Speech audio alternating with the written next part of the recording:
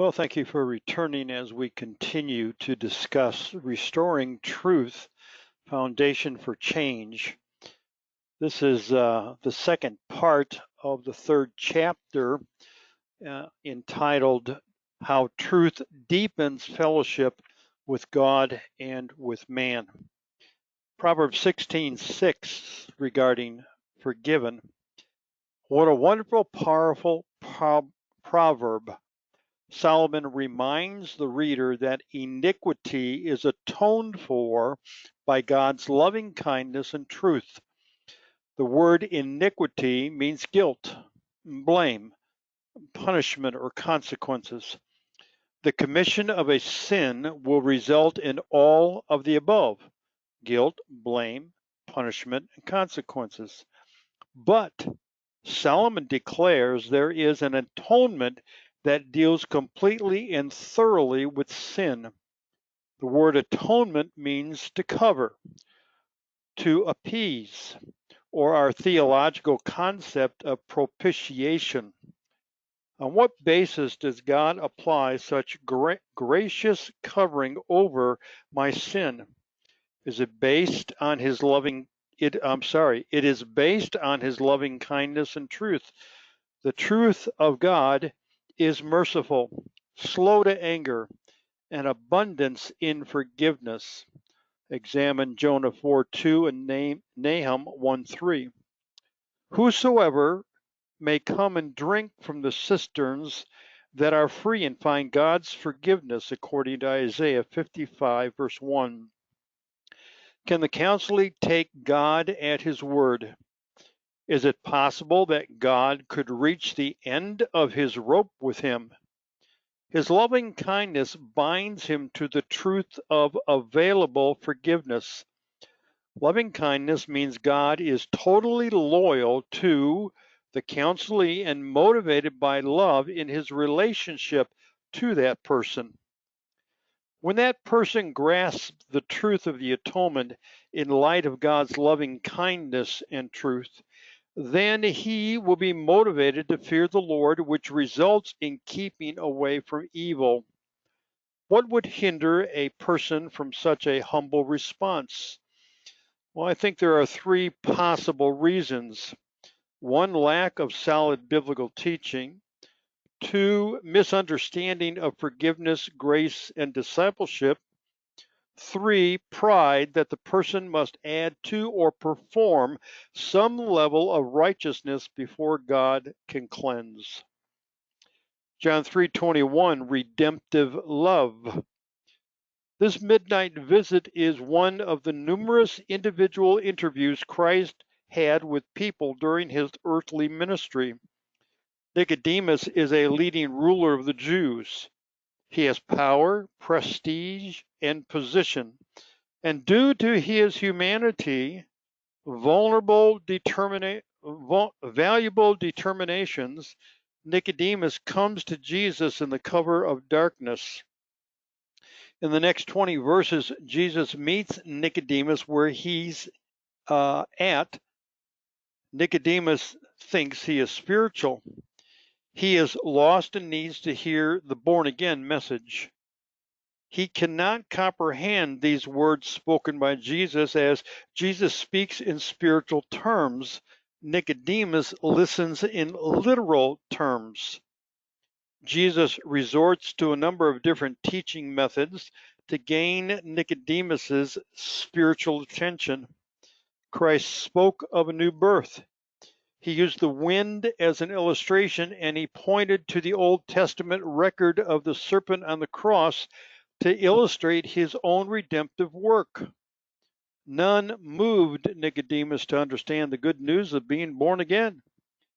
Jesus closes the interview with Nicodemus by reminding him that those who practice truth come to the light. They are not afraid that their deeds will be revealed for what they truly are. Not everybody who claims to be a Christian is a Christian. This should not come as a surprise or shock. Many of those that we try to help are like Nicodemus.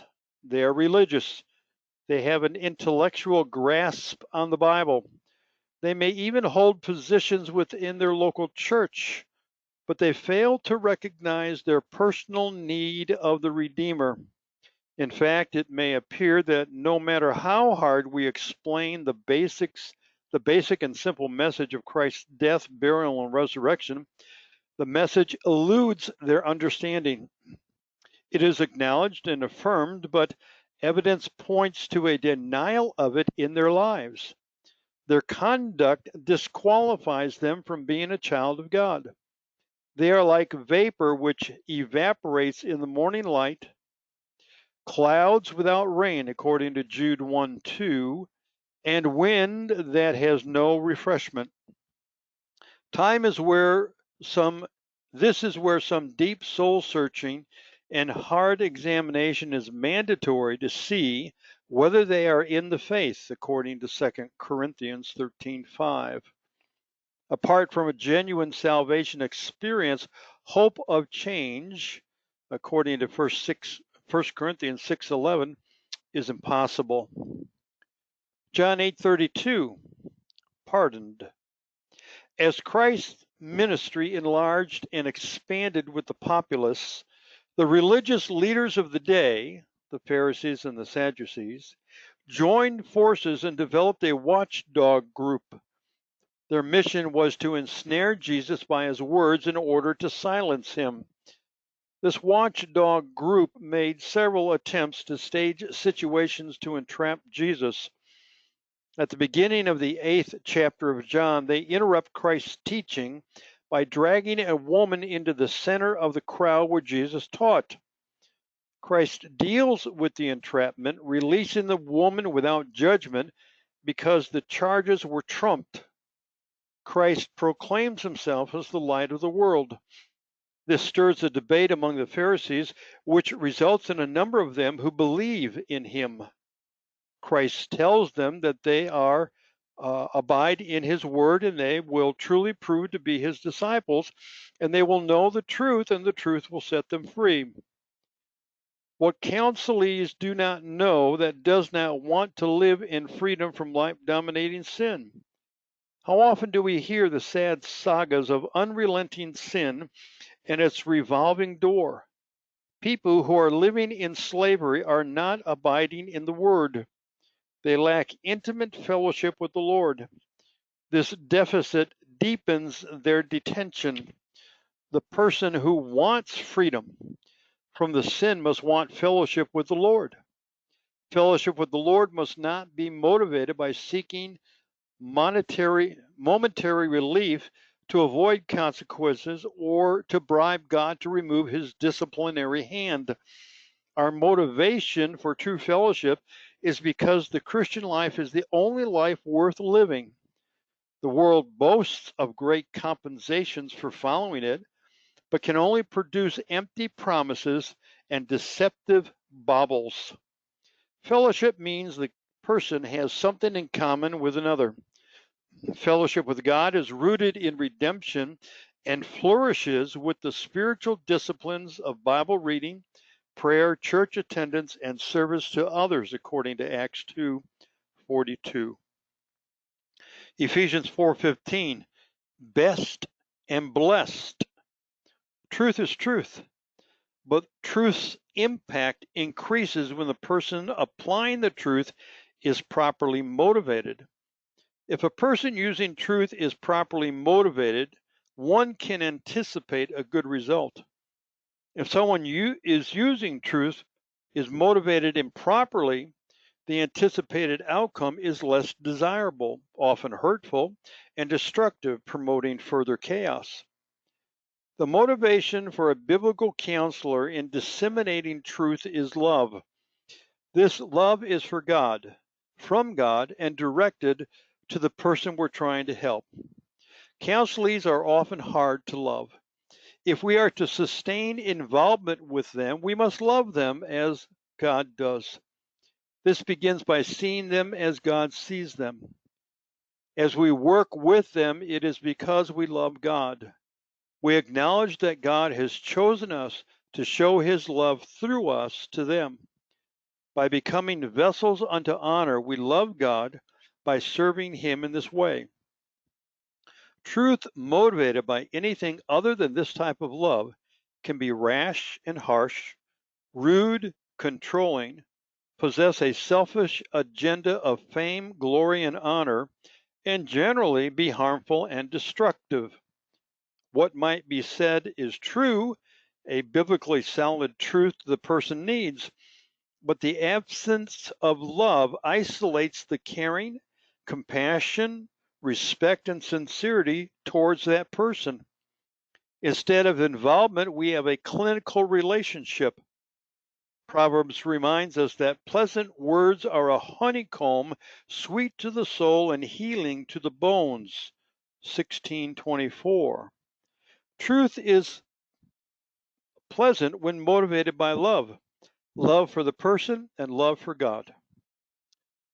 In 1 Timothy 3:15, union and unity. Young pastor Timothy is struggling with several grave problems in the Ephesian church. One of those areas was leadership and the organization of the church. Paul pens comforting and instructional words to Timothy regarding the selection of elders and deacons, along with character traits for the leaders' wives. Near the end of the chapter, Paul reminds Timothy how one ought to conduct themselves in the household of God, namely the church. Paul provides the apposition, pillar, and support of the truth. The Church of Jesus Christ must assume its role of stability, strength, and underpinning truth to its members. The church must reclaim its desires and belief to be the depository of truth and dispense the truth to all those who thirst and hunger after righteousness. By this act of faithfulness, those under its authority will yield to the truth for the purpose of conducting themselves biblically in the household of God. Biblical counseling seeks to increase its effectiveness as it aligns itself with a Bible preaching, Bible teaching, Bible living church. The pillar and support of biblical counseling through the local church provides unimaginable accountability, leading to growth in holiness, purity, and obedience. There are biblical counselors who are unable to establish an in-house working counseling program. However, every biblical counselor should attempt to work with the local church to support and develop a mutual working relationship with the primary goal of the counselee's sanctification. 2 Timothy 2:8, impact. In this most intimate and personal letter by Paul to his young protege, Paul pens his final words of exhortation and encouragement. Timothy was placed as a pastor over the church at Ephesus.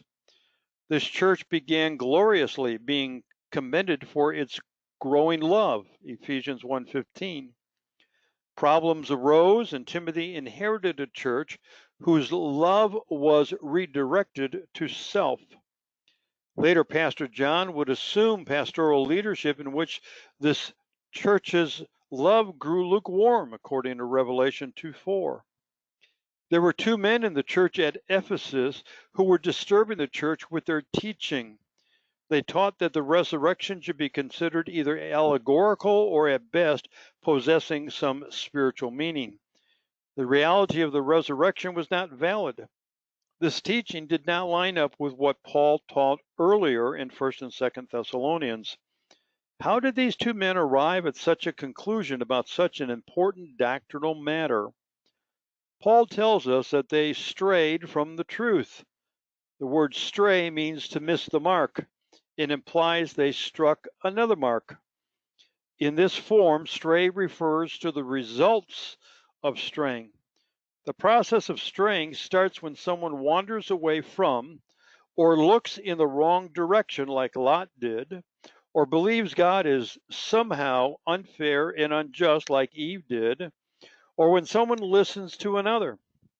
Not only is the carrier of such bad news carried away, They carry others away by their influence or relationships, the position or power they might have. The concept of upset the faith of others refers to the result as well, namely the destruction or ruin of the one listening. Doctrinal error or deviations harm others. In trying to help people while we are gathering data, we must be attentive to doctrinal error and deviations. Many times the person holds to a form of doctrine that appears fundamental, but further investigation bears out that what they believe about a doctrine is deviant because his practice is deviant or non-standard with the biblical mandates.